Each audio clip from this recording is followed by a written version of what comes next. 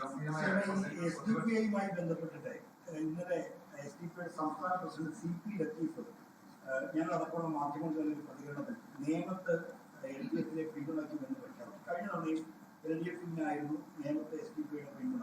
പക്ഷേ CPIM-ഉം നിയമത്തെ സ്ഥാനാർത്ഥി ആവശ്യപ്പെട്ടതനുസരിച്ചാണ് പിന്തുണ നൽകുന്നത് എന്ന് അദ്ദേഹം പറഞ്ഞു. അങ്ങനെ ഏതെങ്കിലും ഒരു പിന്തുണ ആവശ്യമോ സ്ഥാനാർത്ഥി വ്യക്തിപരമായിട്ടോ അല്ലെങ്കിൽ പാർട്ടി നിന്നിലേക്കോ നൽകിയിട്ടുണ്ടോ? തീർത്തും വസ്തുതാവിരുദ്ധമായ കാര്യമാണത്. ഞങ്ങൾ ഇത്തരമൊരു ആവശ്യം ഉന്നയിച്ചിട്ടേ ഇല്ല. ഞങ്ങൾ സ്ഥാനാർത്ഥികൾ മത്സരിക്കുന്നുണ്ട്.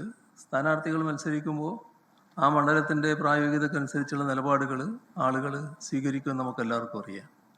അതല്ലാതെ ഞങ്ങളെ LDF-ന് പുറത്തുള്ള ഇത്തരത്തിലുള്ള ഏതെങ്കിലും ഒരു കക്ഷിയുടെ പിന്തുണ വേണം എന്ന് പറഞ്ഞ് ഞങ്ങൾ സമീപിക്കുന്ന നില ഉണ്ടായിട്ടേയില്ല. അത് ശിവൻകുട്ടിയുടെ കാര്യത്തിലും അദ്ദേഹം നേരിട്ട് അഭ്യർത്ഥിക്കുന്ന നില ഒരു തരത്തിലും ഉണ്ടായിട്ടില്ല. പിന്നെ കഴിഞ്ഞ തവണ വോട്ട് ചെയ്തു എന്ന് പറയുന്നുണ്ട്. അതൊക്കെ അവിടുത്തെ പ്രത്യേക സാഹചര്യവും കൂടി നമ്മൾ കാണണം. അവിടെ BJP-ക്ക് അക്കൗണ്ട് തുടങ്ങാനുള്ള സൗകര്യമാണ് 2016 കോൺഗ്രസ് ഒരുക്കിയത്. സാധാരണഗതിയിൽ BJP ജയിച്ചു വരേണ്ട മണ്ഡലമായിരുന്നില്ല അത്. പക്ഷേ BJP ജയിച്ചു വന്നു. BJP-ക്ക് വലിയ സന്തോഷം. അത് അന്ന് ഒരു പ്രത്യേക തരത്തിൽ തയ്യാറാക്കിയ പദ്ധതിയുടെ ഭാഗമായി വന്നതാണെന്ന് എല്ലാവർക്കും മനസ്സിലായി. ഞങ്ങളത് 2021 ആ തുറന്ന അക്കൗണ്ട് പൂട്ടിക്കുമെന്ന് പരസ്യമായി പറഞ്ഞിട്ടുണ്ട്. BJP രാജ്യത്ത് സ്വീകരിക്കുന്ന നിലയുണ്ട്, ഇവിടെ സ്വീകരിക്കുന്ന നിലയുണ്ട്. BJP ജയിച്ചുകൂടാ എന്ന് ആഗ്രഹിക്കുന്ന ഒരുപാട് ശക്തികൾ നമ്മുടെ രാജ്യത്തും കേരളത്തിലുമുണ്ട്.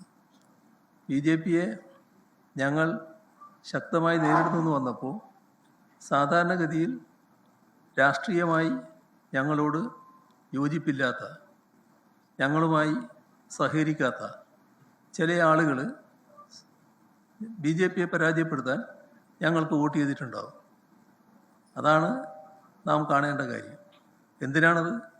BJP ഇവിടെ പരാജയപ്പെടണം എന്നാഗ്രഹിക്കുന്ന അത്തരം ആളുകൾ BJP-യെ പരാജയപ്പെടുത്താൻ LDF-ആണ് ശരിയായ രീതിയിൽ മുന്നിട്ടിറങ്ങിയത് എന്ന് കാണുമ്പോൾ LDF-നെ സഹായിക്കാൻ തയ്യാറായിട്ടുണ്ടാകും. അതേതെങ്കിലും ഒരു കരാറിൻ്റെ ഭാഗമല്ല, ഏതെങ്കിലും ധാരണയുടെ ഭാഗമല്ല. അതിനുശേഷം 2021 തെരഞ്ഞെടുപ്പിന് ശേഷം ഞങ്ങൾ സ്വീകരിച്ച നിലയിൽ ഏതെങ്കിലും വർഗീയതയുമായി എന്തെങ്കിലും തരത്തിലുള്ള ബാന്ധവം ഉണ്ടാക്കിയോ? വിട്ടുവീഴ്ചയില്ലാതെ വർഗീയതയെ എതിർക്കുന്ന നിലപാടാണല്ലോ ഞങ്ങൾ സ്വീകരിച്ചു വന്നത്. അതിൻ്റെ ഫലമാണല്ലോ ഈ കഴിഞ്ഞ 10 വർഷം നമ്മുടെ കേരളം വർഗീയ കലാപമോ വർഗീയ സംഘർഷമോ ഇല്ലാത്ത നാടായി നിലനിൽക്കുന്നത്.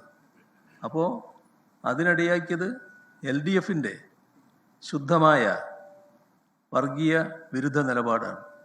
ആ നിലപാടിൽ ഒരു വിട്ടുവീഴ്ചയും ഞങ്ങളെ സംബന്ധിച്ചിടത്തോളം ഇല്ല.